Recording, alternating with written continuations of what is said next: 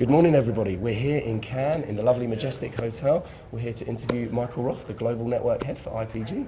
Michael, how has your week in Cannes been so far? A little busy, Yeah. but it's an exciting place to be, certainly while the festival's going on, yes. Yeah, and there's certainly a lot going on now. We've Yes. seen a lot of change and a lot of development over the years of this festival, expanding from not just sessions and talks in the main palais to networks like yourselves all having spaces and putting on programs throughout the day. Have you managed to get around to anything, or have you been more in the meetings? Haven't been on the beach yet. Oh, okay. Oh. Well, it's a great opportunity to meet with all of our people from a global perspective.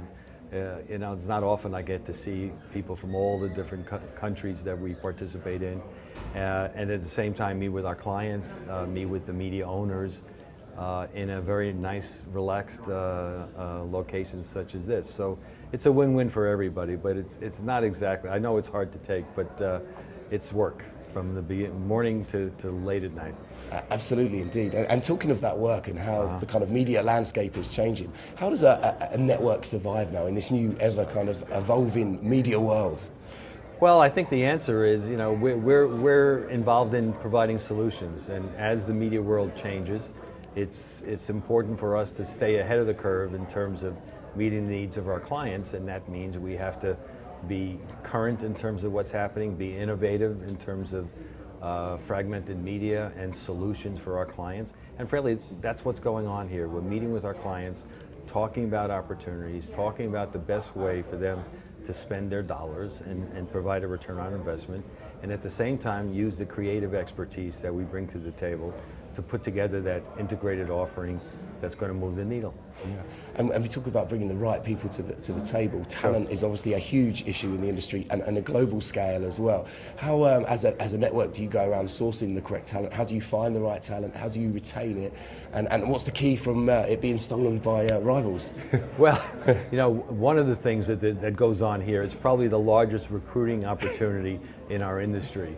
And this is where you get to meet talent. Not only do you meet the talent that currently are working for you, you meet opportunities in terms of people who are interested in joining your network. So I've spent a fair amount of time recruiting while I'm here as well. But talent is of course what we need to survive in this business. So the way to retain and recruit talent is to have a great client base. Yeah. And that's what we provide. And with the type of brands that we have as clients, that's what these individuals want to work with and have the flexibility to do some real innovative ideas and solutions. And where else can you see that in terms of opportunities than with the global networks such as ours, where we can bring all the different resources together. Yeah. And on the subject of clients, there seems to be an awful lot, kind of more than ever that I've seen in the last few years, of pictures that are now up on a global scale. Is there? Right. Do you think there's a reason for that, or are brands kind of deciding actually this is the year for a change, or are they looking for something they haven't quite had before? It's all of the above. I just think everyone is saying that there are all sorts of issues in transparency and rebates, and that's what's driving these reviews. A lot of these reviews are just normal reviews that just happen to come up at this time. That's part of it. The other part of it is, if other people are looking at reviews right now, why aren't we looking to see what's going on? But the bottom line is clients are looking to make sure that they are spending the right amount of money in the right places, and they're getting the right return on investment, and are there cost opportunities, as well as testing the efficacy of what they're doing. And that's our business, to make sure that our clients are doing the right thing and getting the right bang for the buck, and we're adding value to it. And there's nothing wrong with clients taking a look to make sure that they're getting the best that's available to them. Yeah. So that's our approach. We actually have more opportunities during these reviews than risk. And I always like those odds, but of course I want to retain our existing clients, and then we'll talk about what opportunities there are after that. Absolutely. And what's the key to retaining those clients? Because everything's kind of moving. They want more for less. Yeah, of course. Is there kind of some success tips? Yeah, the secret sauce in this business is very simple. Be effective with what you do, have the right pricing, and make it economic for our clients while we move the needle for them. That's been the same for years in our business. The only difference now is there's so many different fragmented opportunities. There are so many different ways of communicating with the consumer. And whenever you have that type of confusion, the value we bring to that environment is someone who can understand and advise on a purely agnostic way. If you go to one particular vendor, they're only going to have one solution, and that is use me. Yes. Our role is to help our clients navigate through that, and that's the value we bring to the table. And how does that change globally? Is it? I've seen a few talks this week, particularly with various global CMOs talking around the whole point of there's such a thing as a one idea that can be rolled out globally, and that essentially people talk about it has to be changed completely for different regions. Obviously there's nuances, but they're saying actually a great idea should be rolled out, and sometimes it's stopped because it's internal politics and kind of that old style of thinking. Well, whenever you deal with multinational clients and brands, it's hard to come up with the big idea that's going to fit all on a global basis. I mean, nirvana would be if there was one type of campaign, one big idea, such as You're Worth It for L'Oreal or Priceless for MasterCard. These are global ideas that work and no matter what market you're in, and we're always looking for those type of ideas. But sometimes you have to be local. Yes. And to take that idea and expand it or change it to meet the local needs. And that's the benefit of dealing with a global network such as what we have, and that is we bring the local culture, the local knowledge, and the insights from a local point of view, and yet we still have the global perspective on a global brand. And that's why global networks provide the value of services that we do. Absolutely. And on the subject of geography, we're all obviously aware of China, Brazil as the emerging markets. What are the other key emerging markets that we might not be necessarily aware of? I know there's obviously a lot of action happening around the African continent. But sure. I just wondered from an IPG point of view, where are you kind of seeing the next gaps? Actually, we're seeing good growth in the Middle East. With all the turmoil that's going on in the Middle East, it's nice to see us actually delivering some nice revenue growth in the Middle East. Obviously out of Dubai and frankly Israel is doing well for us and other parts of the Middle East. Africa, Southern Africa is certainly a key growth. Turkey is a great market for us. And there's still parts of South America, other than the issues in Brazil right now. I do believe South America is going to continue to be a good growth market for us.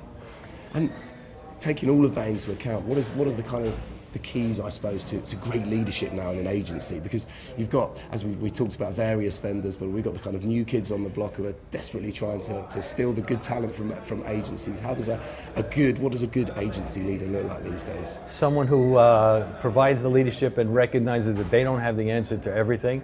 They need to surround themselves with smart people and make sure that you're being supportive. You provide whatever capital is necessary, make investments in what you need to grow the business, and provide an environment that people can really show their true talents and not be micromanaged.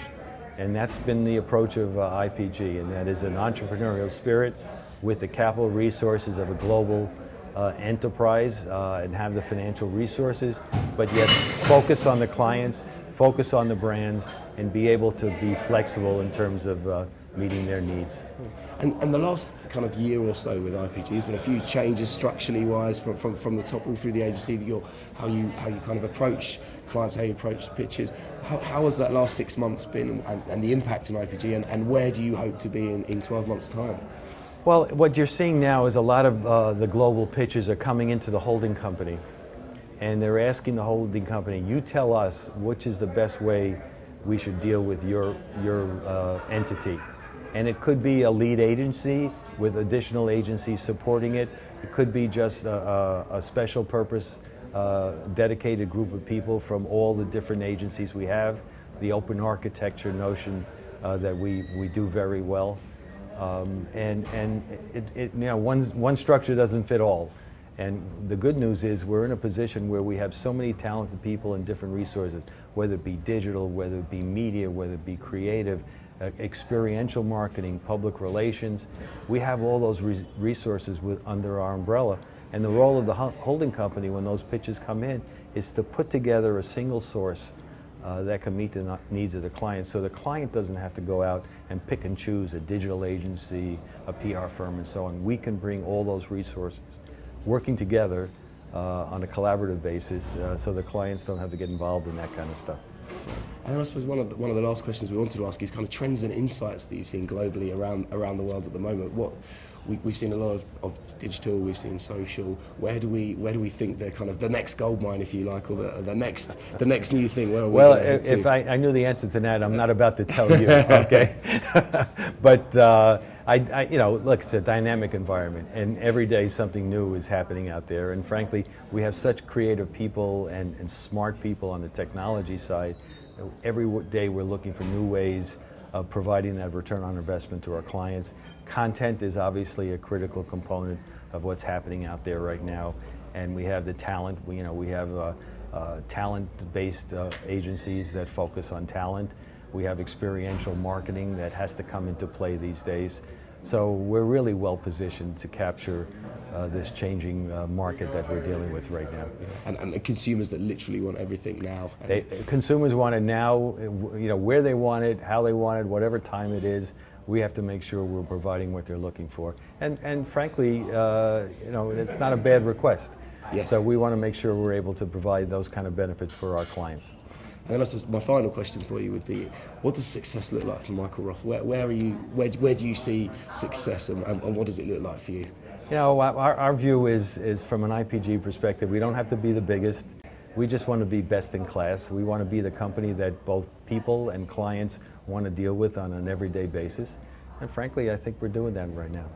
Brilliant.